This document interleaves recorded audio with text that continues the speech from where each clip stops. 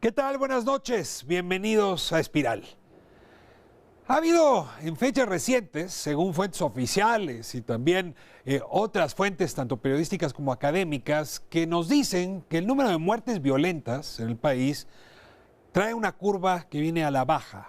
Esto no quiere decir que haya cambiado la percepción ciudadana, pero ahí los datos duros nos dicen que el comportamiento de la violencia en el país se está modificando. ¿A qué se debe? ¿Cuáles son las variables, los contextos, las circunstancias que están cambiando, están modificando este patrón? Seguramente la explicación, como siempre en estos temas, es múltiple.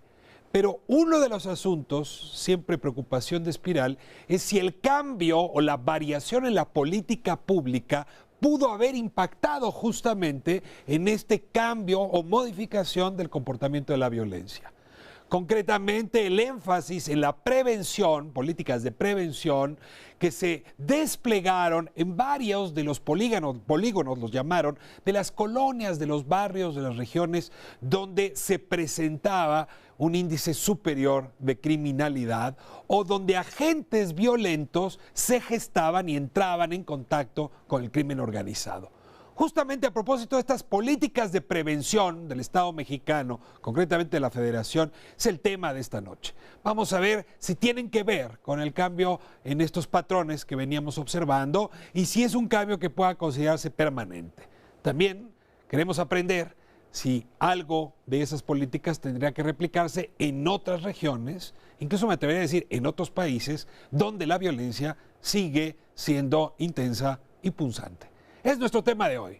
Políticas de prevención frente al crimen. Comenzamos.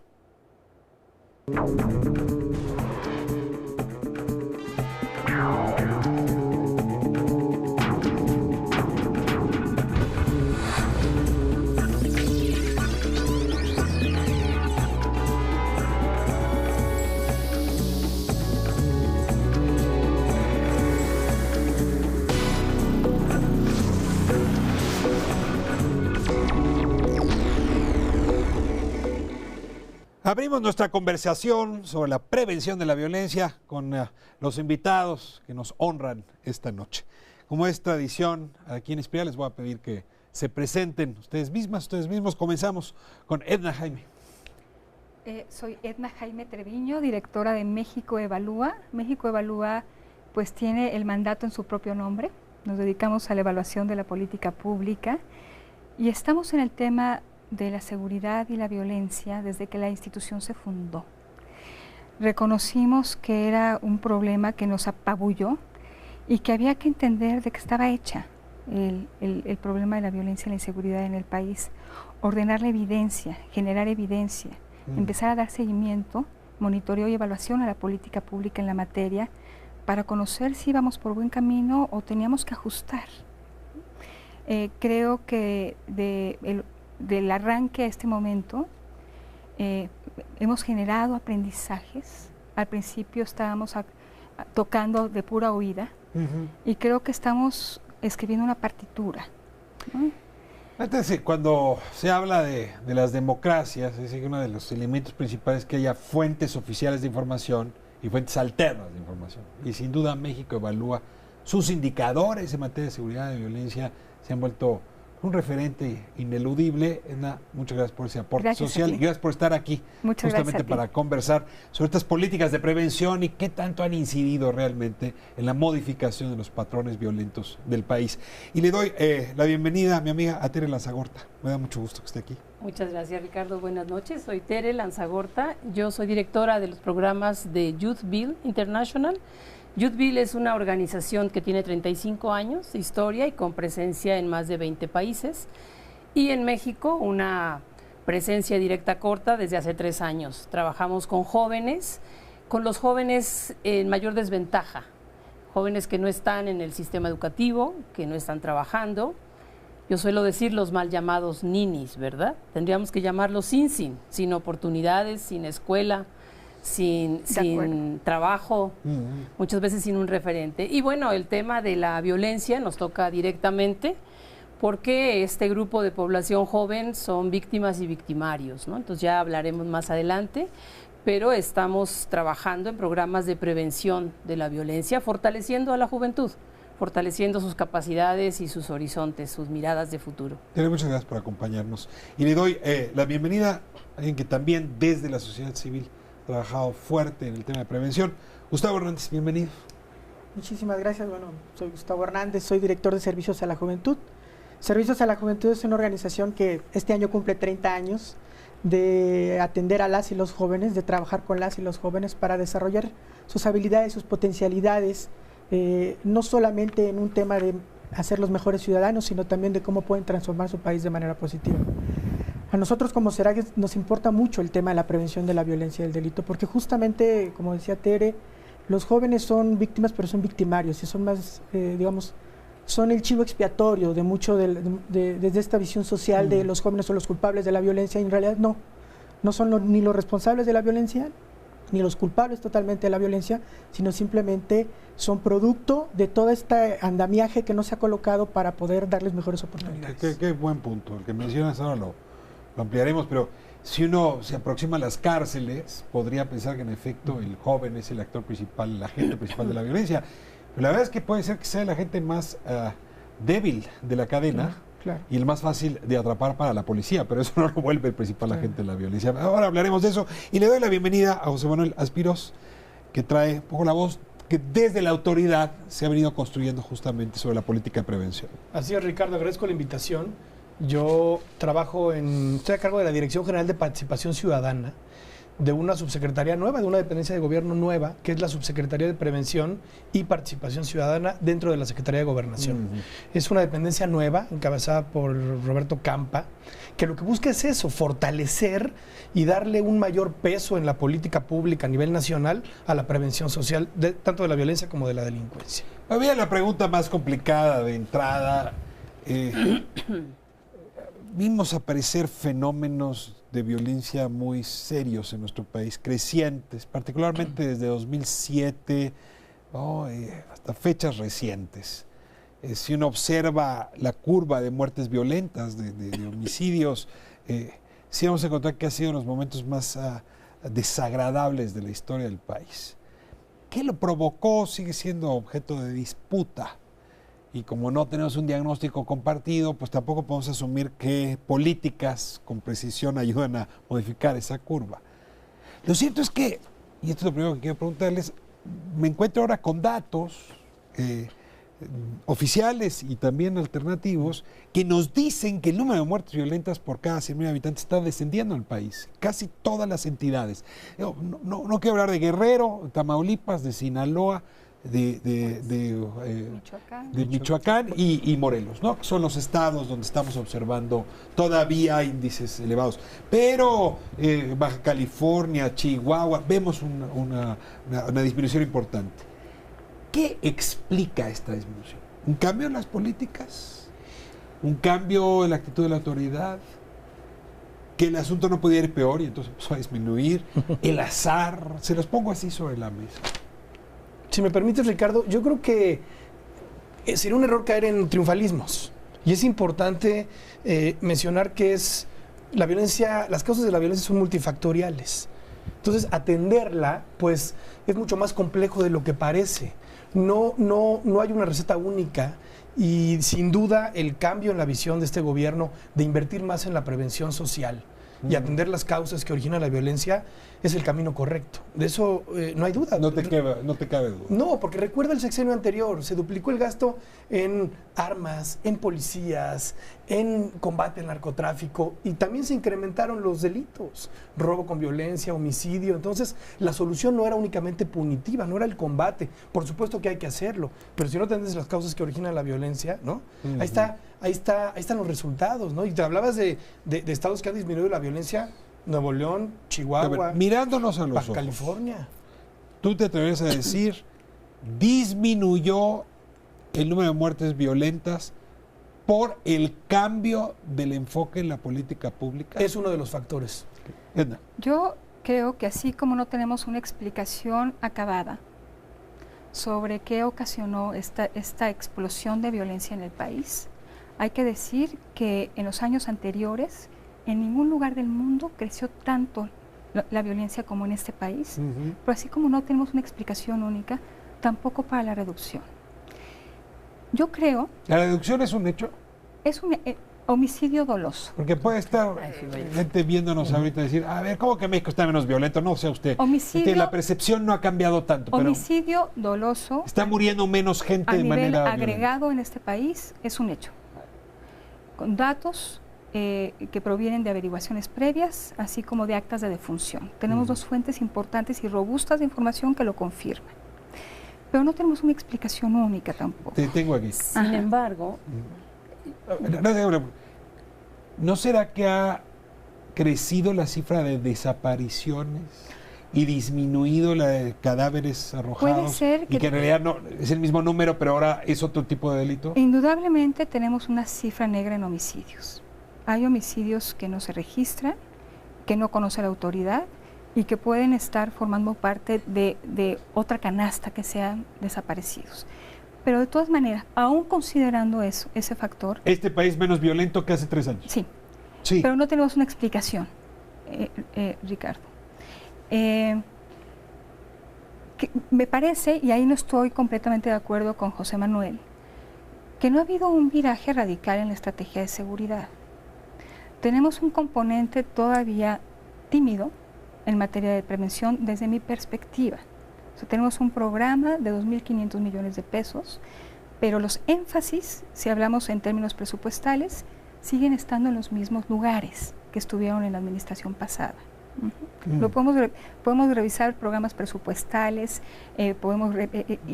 realmente no hay un viraje en la estrategia de seguridad. Voy a guardar ese argumento para una siguiente discusión y déjenme cierro esta ronda solamente con la causalidad entre o sea, primero aceptar que hay un cambio en los patrones de violencia y segundo que hubiera causalidad con respecto a la aparición de políticas de prevención.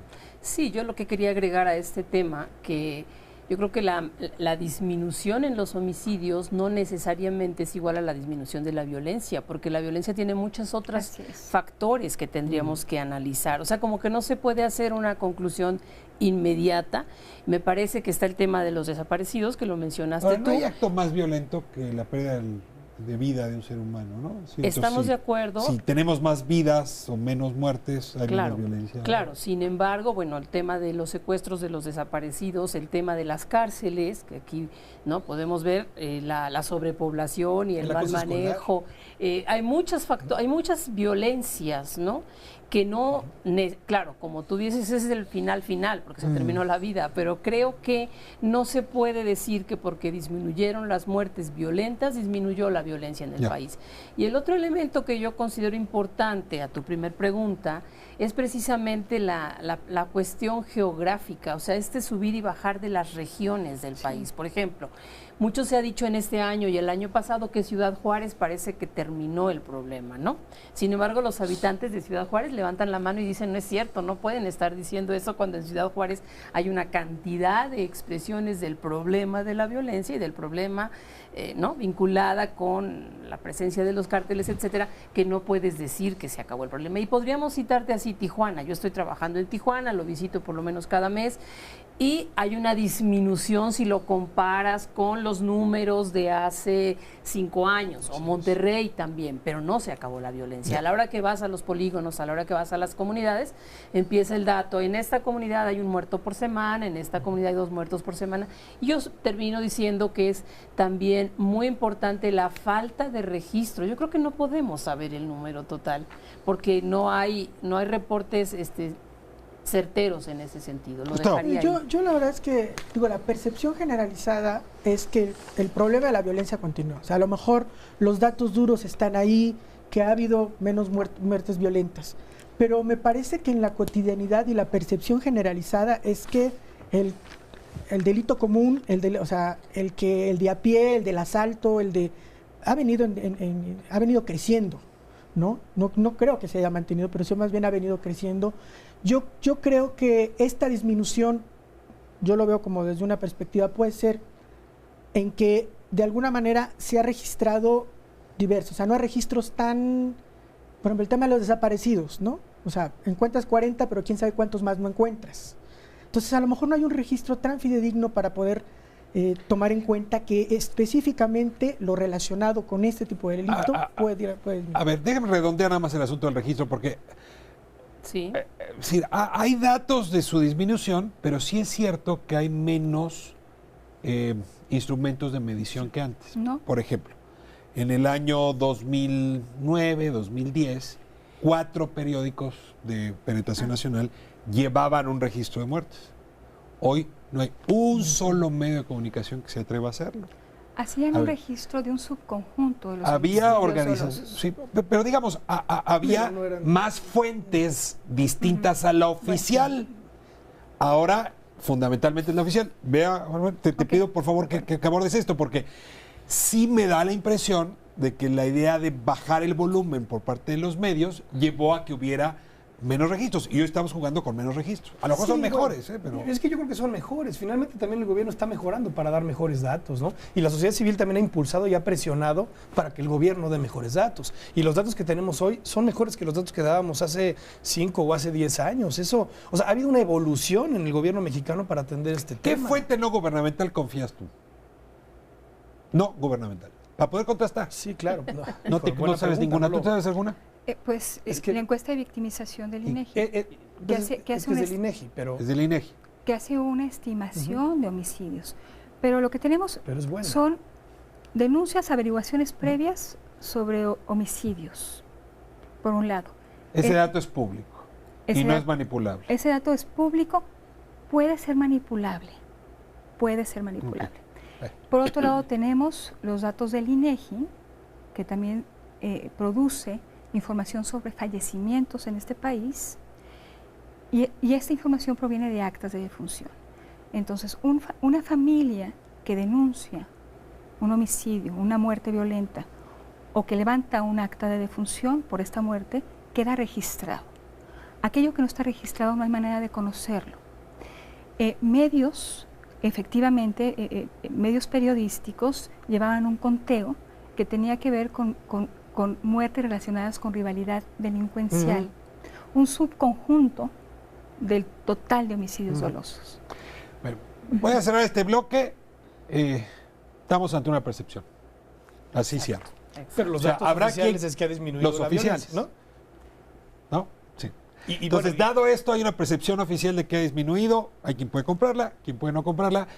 Y sí estamos ante percepciones. Ahora, con todo, si nos atenemos a los datos oficiales, podríamos empezar a presumir que el país ya pasó por ese ancho valle violento. Por el Vamos a ver. pico. Me voy a ir a corte y regresamos, digamos, con el siguiente tema, que ya Edna lo prefiguraba. ¿Hubo un cambio o no en la política del gobierno federal? Lo que José Manuel llamaba el énfasis en la prevención. ¿Es real? ¿No es real? ¿Y qué consecuencias tiene ese énfasis? Voy a corte y regresamos. Sí, hay muchos casos muy difíciles y yo hablé muchas ocasiones con ellos, a los que notaba muy tímidos, que incluso a la hora de trabajar, que llegaban con muchas ganas a la cancha, pero que cuando les dabas una indicación se agachaban la cabeza. Notas que son jóvenes que a lo mejor son maltratados por los papás, por los hermanos mayores. Y yo traté de juntarme mucho con esos jovencitos, ¿no?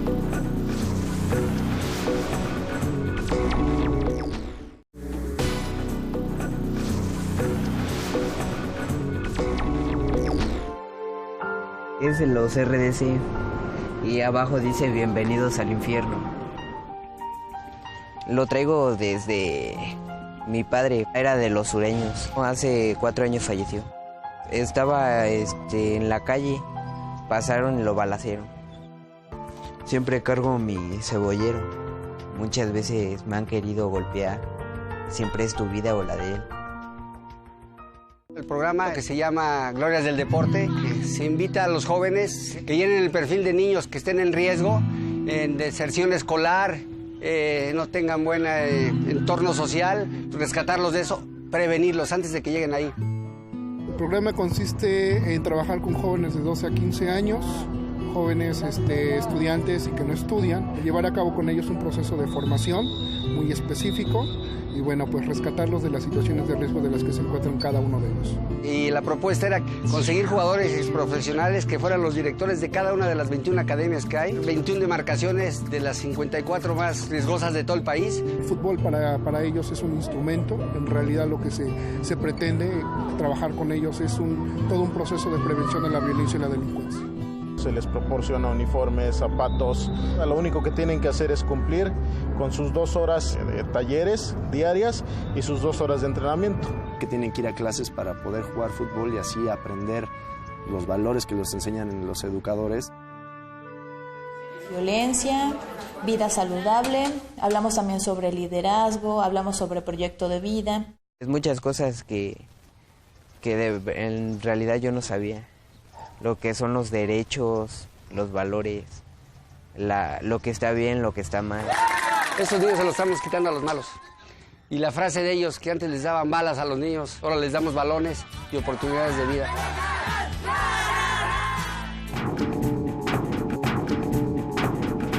Estamos de vuelta en Espiral hablando de la prevención del delito. Esta discusión que tenemos sobre percepción, si ha disminuido o no. Y Edna se quedó con una última idea que me gustaría que pusiera en la mesa antes de proseguir. Sí, no quisiera dejar el mensaje de que nuestras cifras oficiales sobre homicidio doloso son absolutamente infalibles. En este país hay subregistro de muertes violentas y no violentas. Es gravísimo. Pero la información con la que contamos, que son las 2 fuentes de las que hablé, muestra una tendencia a la reducción. Más allá de que pueden tener fallas, la tendencia general, desde tu punto de vista, es reducida. Es de reducción. Una cifra agregada esconde muchos comportamientos si los descomponemos en sus partes. Entonces sí vemos que en Ciudad Juárez, que en Chihuahua, hay una disminución importante en la tasa de homicidio. Y Juárez era una de las fuentes principales. Reconocible. Monterrey, acuérdense cómo estaba. Nuevo León, Monterrey también. Sí tenemos algunas plazas donde podemos hablar de una pacificación relativa, Tere, considerando lo que tú dices, que hay condiciones que prevalecen y que pueden detonar otro proceso violento. Los 4 tendrían entonces consenso en que a lo mejor no es una tendencia perfectamente delineada, pero sí previsiblemente viene a la baja. Y que no pueda ser reversible. Ok, puede regresar a ser... Ok, ese es otro tema. Y puede regresar en diferentes regiones del país. Vamos a la otra, al otro anzuelo que ya Edna nos sembró. Samuel, tú dijiste hace un momento, hay un cambio en la política del gobierno federal y ese cambio se caracteriza por el énfasis en la prevención. Te toca defender ese punto y regreso con los demás. Y lo defiendo porque mi querida Edna ya dijo que fue un esfuerzo tímido. Yo creo que ha sido un esfuerzo en lo absoluto tímido, ha sido audaz, a lo mejor no lo suficiente. Yo quisiera que fueran más de 2.500 millones de pesos en el Programa Nacional de Prevención. Ojalá que los legisladores nos hubieran dado más presupuesto, pero realmente lo que se ha construido en tan corto tiempo ha sido realmente valioso, Ricardo. Y no quiero caer en triunfalismos, porque no se trata de eso, hay que reconocer los errores, pero sí hay que reconocer también el cambio y el esfuerzo de hacer algo novedoso. El Programa Nacional de Prevención Social de la Violencia y la Delincuencia por primera vez está instrumentando un programa que es focalizado, que estamos haciendo acupuntura urbana para trabajar en demarcaciones prioritarias en el país, en municipios, en colonias prioritarias. Estamos trabajando acupuntura urbana. Urbana. ¿No? Estamos escogiendo 2.500 colonias en todo el país, alrededor de 2.500, donde estamos trabajando. ¿Cómo se escogieron esas demarcaciones prioritarias?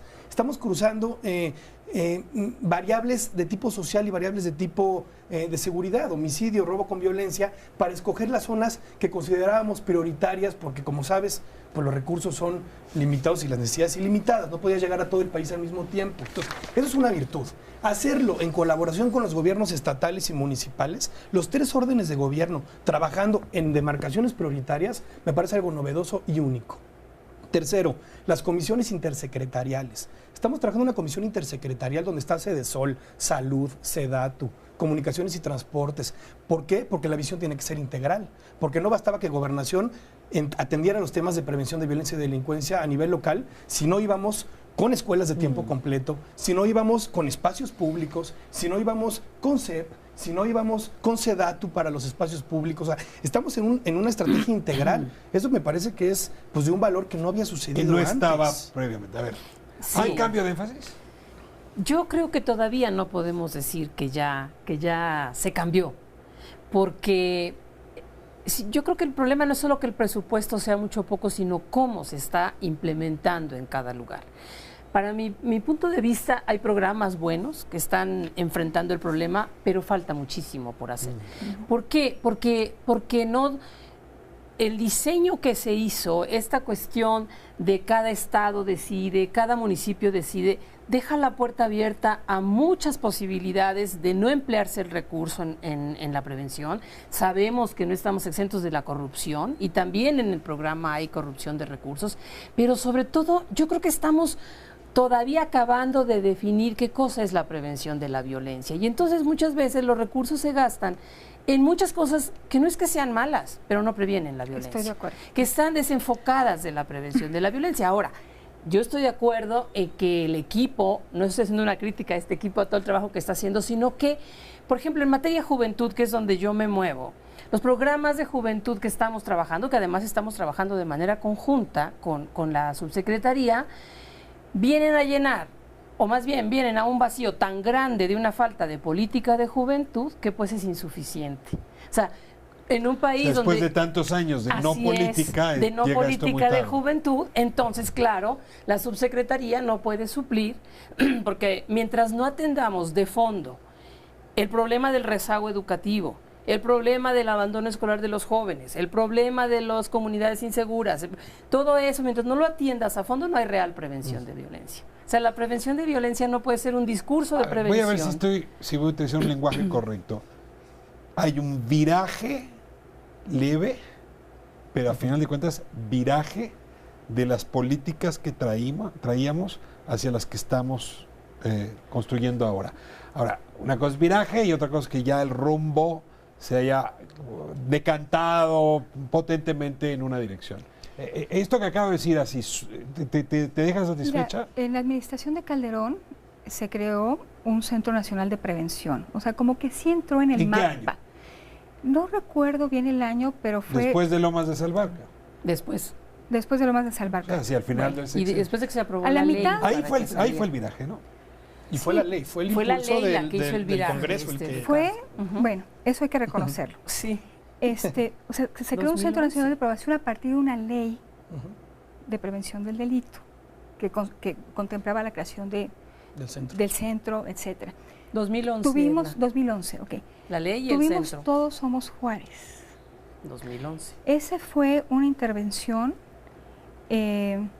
no pensada, desesperada, donde llegaron los funcionarios federales con portafolios llenos de dinero para tratar de hacer prevención, para tratar de atender ciertos factores de riesgo en Ciudad Juárez, y algo hizo.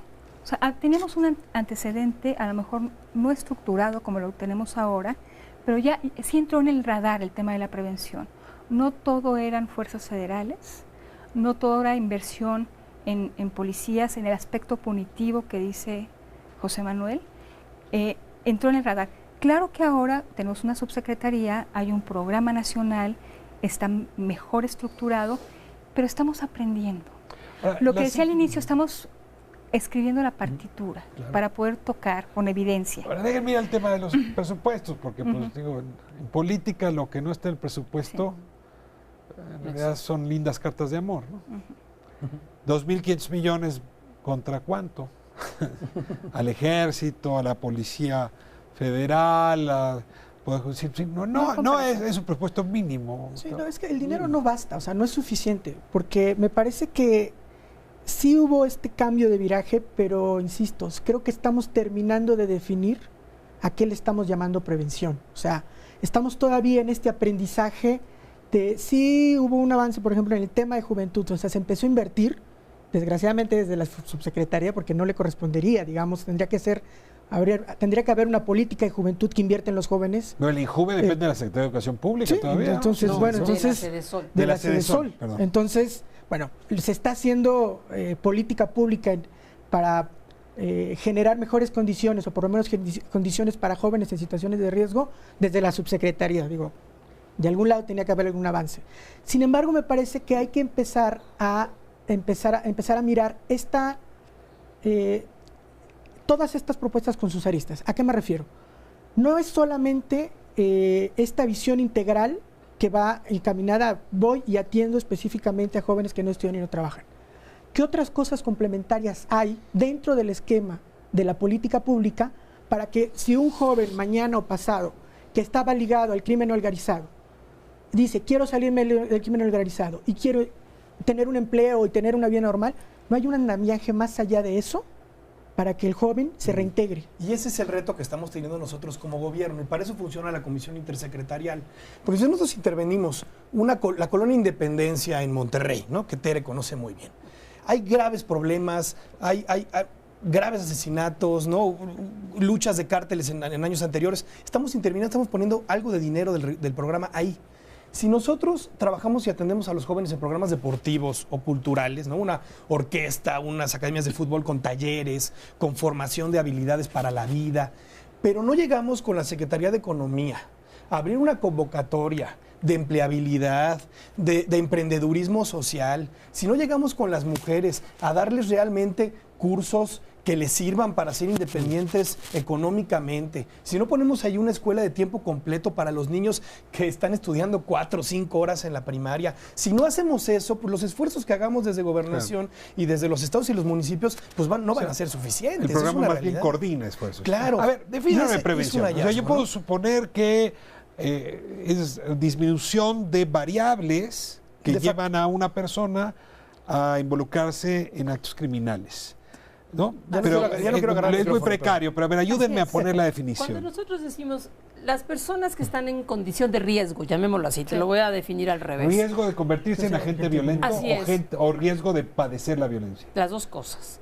¿Cuáles son los factores de riesgo en la población joven, que es la población más golpeada por toda esta situación? Y la que más atendemos en el programa. Y la que más se atiende en el programa.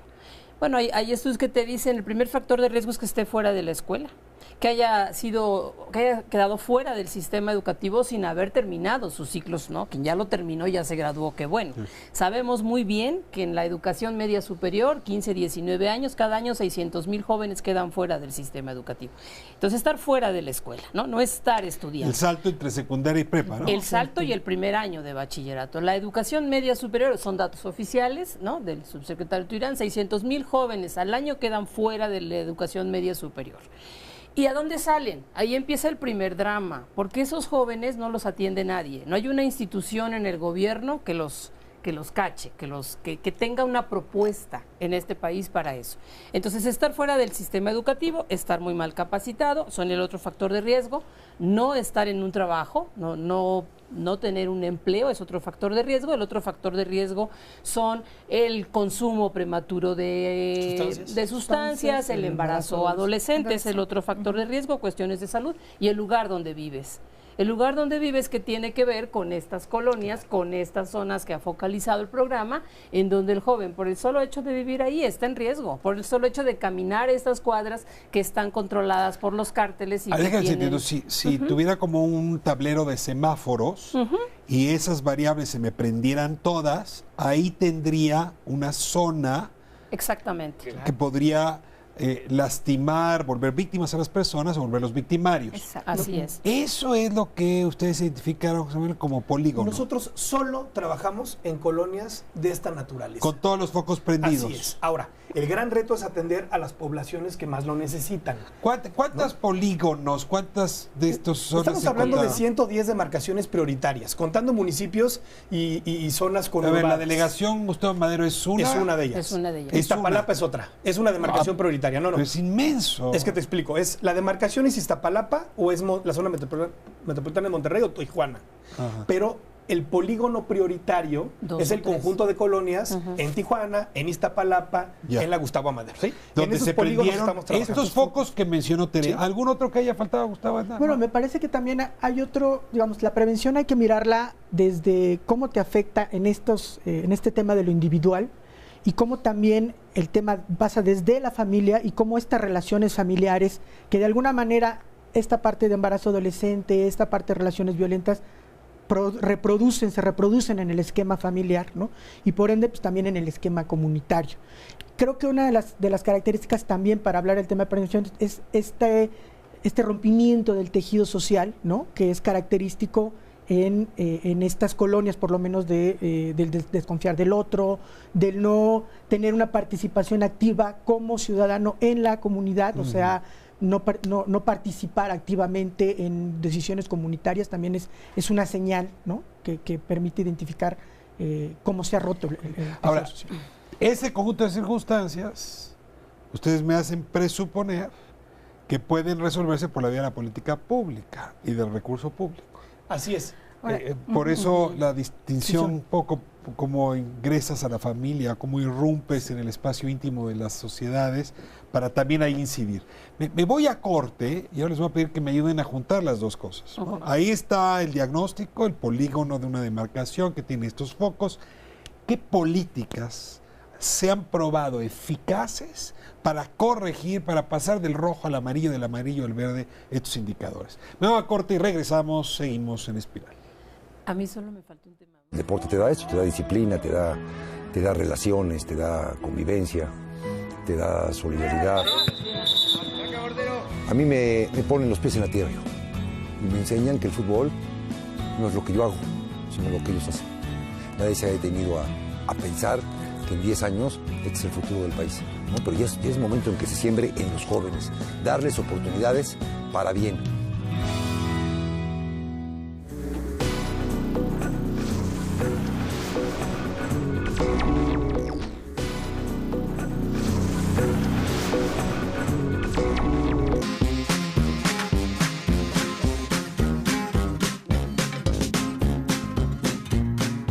Mi hermano me dijo, pues van a abrir un centro ahí de jóvenes con rumbo, algo así. Un día yo miré que a unos muchachos les ayudaron a entrar a la prepa.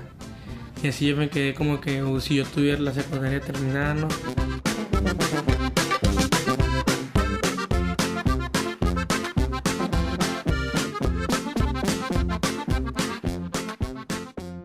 Pues Jóvenes con Rumbo también me enseñó valores que no conocía, porque digamos que antes de ser sincero con alguien no me costaba mucho trabajo.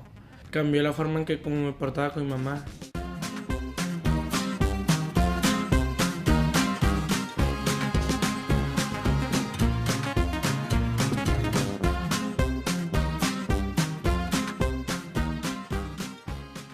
Aparte de que me cambiaron la vida, pues me están ayudando económicamente, aparte de que yo también les ayudo a ellos a conseguir morros.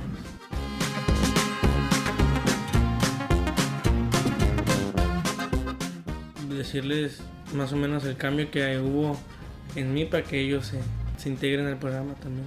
Para mí eso es el promotor. Primero pues va pasando a la muchacha, ¿no? Le digo, ¿me podrías regalar un minuto de tu tiempo? Quiero compartirte una información. Damos talleres de desarrollo humano, capacitación técnica, hay clases de computación, talleres de desarrollo de liderazgo, también podemos ayudarte a encontrar trabajo, escuela. Es una buena experiencia, una bonita experiencia de, pues más que nada diría que si en vez de, como dirían por ahí, perder el tiempo en otras cosas que no te ayudan en nada o que están destruyendo tu vida, que por qué no tú mismo te das el día para venir a ver Jóvenes con Rumbo y pues ver de qué se trata, ¿no? Recapacitar de todo lo que han hecho para retomar el camino del estudio y el trabajo.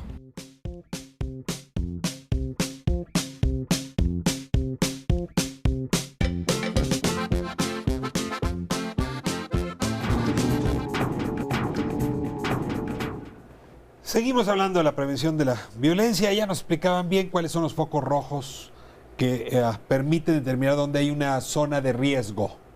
Y Tere, faltaba un argumento, ¿no? Sí, yo quería agregar, Ricardo, si me lo permiten, que el otro tema muy importante en la prevención de la violencia y del delito es todo lo que pasa con los jóvenes primodelincuentes y los tutelares de menores. O sea, todo el sistema... El primer delito importa detectarlo a tiempo. Sí. Por supuesto, pero además el mal tratamiento que se le da desde mi punto de vista, porque tú vas, se les puede llamar centros de tratamiento, centros de diagnóstico, al final del día son cárceles para adolescentes, ¿no? Solo que no se llaman cárceles. Pero tú vas ahí y entonces un joven que pudo haber cometido un robo de un gansito, ¿verdad?, en la tienda de la esquina, está conviviendo con un joven que ha asesinado a varios, entonces no hay un tratamiento distinto de un tipo de delitos de otros. Y ahí se contagia. Ahí se contagian, ahí salen con muchas más ideas, no hay un programa serio de reinserción social. Entonces, ese también es un foco rojo. Por supuesto. El primo delincuente, el que comete el primer delito y qué se hace con él. Y las familias, perdón que insista, pero estos jóvenes que tienen al papá en la cárcel, a la mamá en la cárcel, es una familia presidiaria, no sé cómo decirlo, o sea, en realidad toda la familia está afectada por esa situación y esa es la situación que no se detecta, no se atiende, no está claro quién lo atiende. A mí me faltó un argumento, perdón que lo planteé así, aunque quizá es a lo que Gustavo estaba refiriendo. Si yo me aproximo a la encuesta que se hizo en prisiones, hizo Catalina Pérez Correa, Marcelo Bergman, en fin, ellos encontraron una cosa que me llamó mucho la atención. Quienes se hallan en cárceles federales, o sea, en delitos que tienen que ver contra la salud, en fin, dejaron de ver al papá a la edad de 13 años y a la mamá a la edad de 17 años. Tuvieron que salir a trabajar a la edad de 13, 14 años, no acabaron la escuela. Entonces yo dije, a ver, pues aquí están algunos elementos que tendría uno que atender.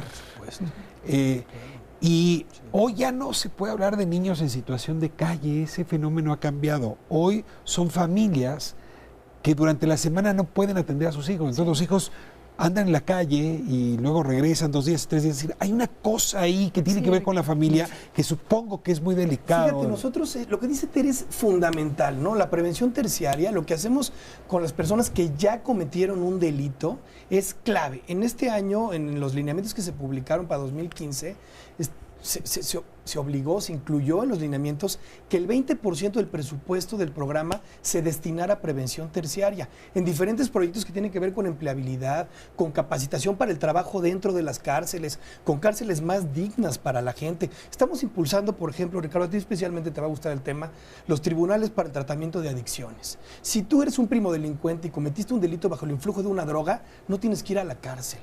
O sea, no tienes que ir a la cárcel, porque claro, se criminaliza a los jóvenes, que son los que están consumiendo. Tú no vas a la cárcel, tú puedes vivir tu proceso en libertad, pasando por un proceso de rehabilitación, con psicólogos, con médicos, en juicios abiertos donde participa la familia, y a esa persona no se le acaba la vida por irse a la cárcel. Es la familia la que lo saca adelante para que salga de la adicción. Ese es el enfoque que le estamos dando. A mí me gustaría irme 2 pasitos para atrás. Cuando hablábamos de que teníamos detectados los focos rojos, yo creo que esa es una aspiración todavía.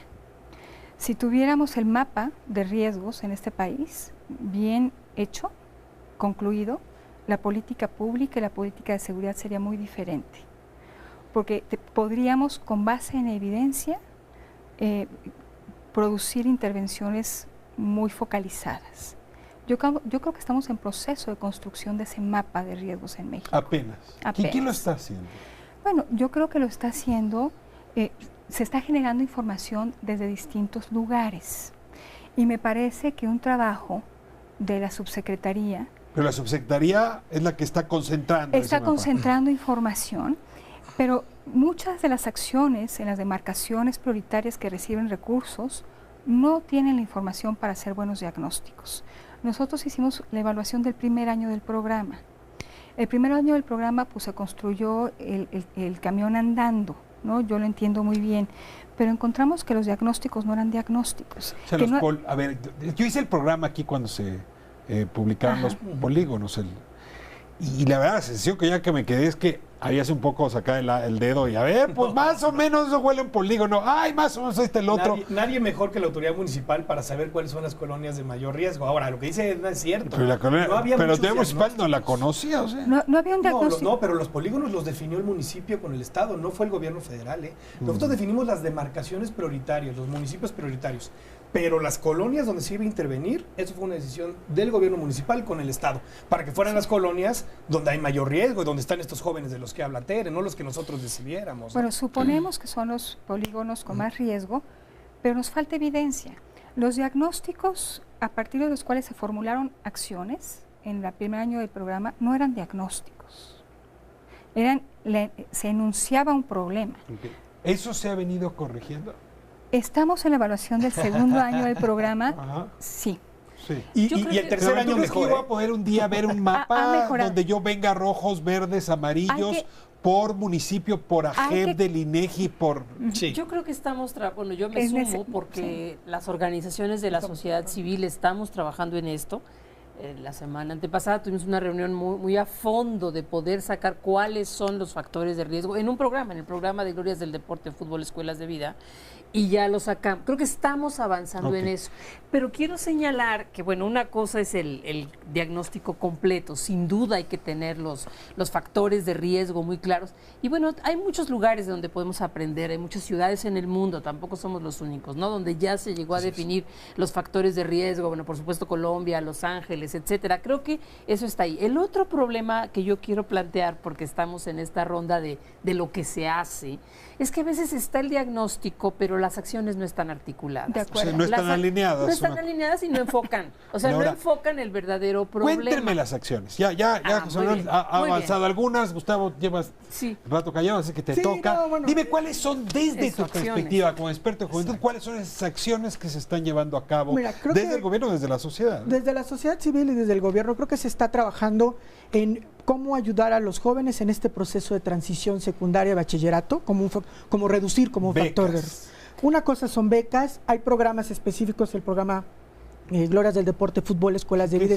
Es un programa extraescolar, es un programa donde a través del deporte se trabaja con jóvenes que se detectan que están a punto de desertar de la secundaria, para que a través de un proceso formativo ligado al tema del deporte, con exjugadores de fútbol que están apoyando, entrenando a los chicos y con una serie de talleres, estos jóvenes vayan definiendo su perspectiva de futuro, porque ese es algo que también de repente... Pero a ver, explícame, yo estoy a punto de dejar la secundaria, o estoy a punto de dejar primero de prepa. ¿Por qué un deportista afamado, por qué el Piojo Hernández me va a hacer que haga yo la prepa? O sea, ¿qué tiene que ver una cosa con la otra? Es justamente lo estamos trabajando con organizaciones, y lo que hacemos es, vamos a las escuelas y te invitamos, ¿te gustaría practicar fútbol con el Matador Hernández o con Misael Espinosa en Monterrey? Y los chavos, bueno, pues ir a entrenar, el fútbol los llama de alguna manera, ¿no? Es el gancho, y a partir del fútbol nosotros le decimos, pues hay una serie de talleres para que desarrolles tu proyecto de vida, para que te veas con perspectiva de futuro, porque si tú no te miras que si tienes 5 reprobadas y no concluyes este ciclo escolar y no continúas estudiando, tu perspectiva de futuro se reduce a tal grado que no tienes futuro. Fíjate, Ricardo, imagínate una academia de fútbol, ¿no? Con 80 chavos, 25% son mujeres, el otro por ciento son hombres, son mixtas todas las academias, en donde en 2 turnos, en la mañana y en la tarde, tú tienes chavos que van 2 horas a entrenar fútbol con un exfutbolista famoso como Misael Espinosa.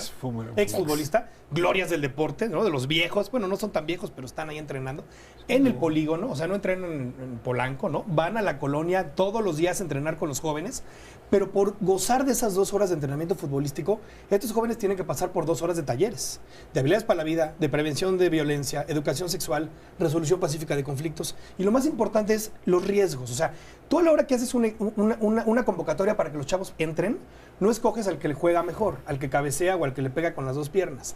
Escoges al que está en riesgo de dejar la secundaria, al que ya está consumiendo sustancias, el que ya está en conflicto con la ley, al que le pegan en su casa. Y esos jóvenes, ahora sí que checklist, entre más palomitas tengan, más riesgos tienen. Están hoy 8,500 jóvenes en todo el país. Si te queda, sí queda. 13 y 16. 13 y 16. ¿Y cuántos exfutbolistas hay ahí? 59. Dando estos talleres. Entonces es muy padre porque dignificas al futbolista, que le regresa algo al fútbol, que se siente útil, y cambias la comunidad con un evento que es lo mejor que le ha pasado a esa colonia en la historia. Norbert Elías. ¿Cómo medimos el cambio? Mira, te pongo un ejemplo, ¿no? Claro, estamos empezando a medirlo, ¿no? O sea, para eso ya se contrató una evaluación externa pagada con recursos de USAID para poder medir el cambio en los jóvenes. Pero, por ejemplo, te voy a poner el ejemplo de una niña en Toluca, híjole, ya dije la demarcación, no la tenía que decir, que estaba en una banda criminal, era secuestradora y estuvo 2 años en el tutelar de menores. Entró de 16 años al tutelar. La niña sale del tutelar de secuestradora. O sea, en un operativo mataron a toda la banda, entre ellos su hermano, y a ella la sacaron, la encerraron 2 años. Esta niña sale y el juez le dice al gobierno de Toluca, esta chica lo único que le interesa es el fútbol, mándenla a este programa.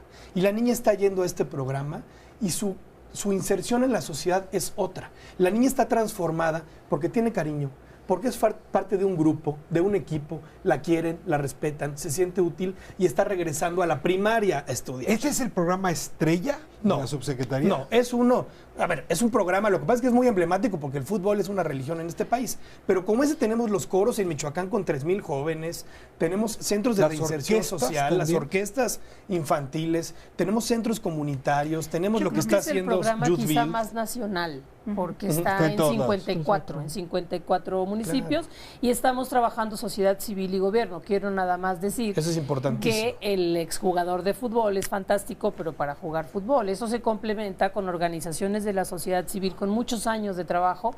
O sea, el trabajo está de manera integrada. El educador viene de la organización de la sociedad civil, porque la labor, el fútbol es maravilloso y en sí mismo arregla muchas cosas, pero no sería prevención, serían academias de fútbol, ¿no? Y la otra parte, que es la atención personal al joven, este grupo de jóvenes de pertenencia, es lo que genera un cambio de actitud. Y trabajar con las familias. Gustavo tiene ejemplos maravillosos. A mí me gustaría mucho que me pudieran definir programas estelares a partir de sus resultados. Claro. Y me encantaría tener la evidencia.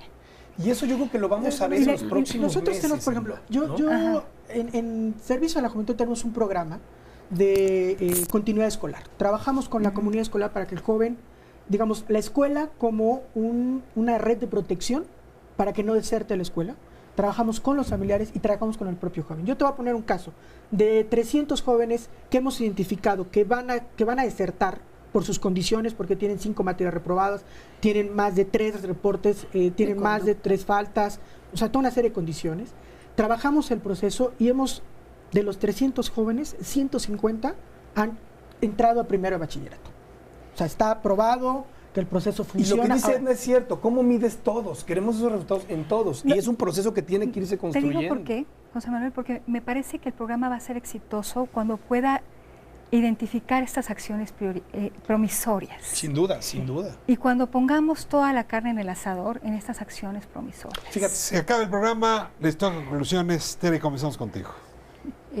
Me parece muy importante lo que dices y quiero cerrar el programa diciendo que sí, que nos hace falta la medición de impacto, que estamos trabajando en ello. El programa que yo dirijo, Jóvenes con Rumbo, es un programa que está dando alternativas de segunda oportunidad, como se llama en toda América Latina, a jóvenes que ya están fuera del sistema educativo, capacitación para el trabajo, inserción laboral, y estamos demostrando resultados. Llevamos 3 años, tenemos que tener la evidencia y me encantaría venir otro día al programa a decir aquí está, ya está lista, pero estoy convencida de que la mejor manera de prevenir la violencia y el delito con los jóvenes es fortaleciendo a los jóvenes y dándoles oportunidades. Gustavo, conclusiones. Sí, bueno, me parece que sí ha habido un enfoque, por lo menos un viraje en el rumbo en el tema de prevención. Me parece que falta mucho y creo que las organizaciones de la sociedad civil podemos aportar mucho más de lo que estamos aportando. Digo, ha habido una apertura, pero creo que podemos aportar más.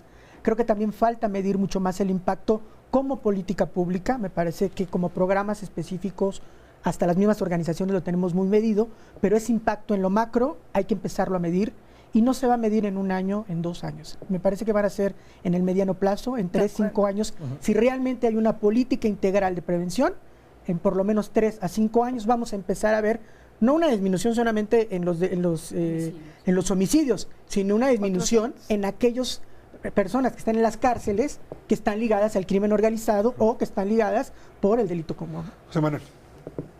Estoy convencido que el camino es el correcto. Estamos comenzando. El esfuerzo de la Secretaría de Gobernación en apostar a la prevención es claro, es contundente. Estamos trabajando con organizaciones de la sociedad civil como Save the Children, como Cauce Ciudadano, como CERAG, como Jóvenes Constructores, con empresas. Hicimos 4 foros regionales con empresarios, con cámaras empresariales que nos digan lo que estaban haciendo en materia de prevención social. Estamos trabajando con recursos internacionales, estamos impulsando proyectos de mujeres, embarazo adolescente, la línea 0800 Háblalo, prevención de adicciones, jóvenes, niños, niñas, población penitenciaria. Es un esfuerzo muy grande que efectivamente definitivamente no vamos a ver los resultados ahora, sino en un mediano y largo plazo, y hay que tener paciencia. Es decir, 30 segundos. 30 segundos. A mí me emociona hablar de prevención, de verdad, porque la prevención cambia vidas. Puede cambiar la vida de una persona, ¿no? Entonces me parece absolutamente fundamental que trabajemos en ella. Creo que si queremos construir comunidades resilientes, que puedan responder, resurgir, hay que trabajar en esto. Te lo digo yo, que hacemos trabajo en México Evalúa de gabinete. Creo que las personas que están en contacto con la gente, que se ve beneficiada por una intervención, pues ha de emocionarse mucho más que yo. Les agradezco muchísimo a los 4 por esta oportunidad, por la inteligencia puesta, por la experiencia. Pues ojalá y en efecto el año que entra les pueda yo invitar y nos traigan más evidencia de que el buque va por buen rumbo. Y toco madera, que la tendencia de muertes violentas siga a la baja. Muchas gracias por habernos acompañado esta noche en Espiral. Nos vemos próximo miércoles aquí en su canal 11.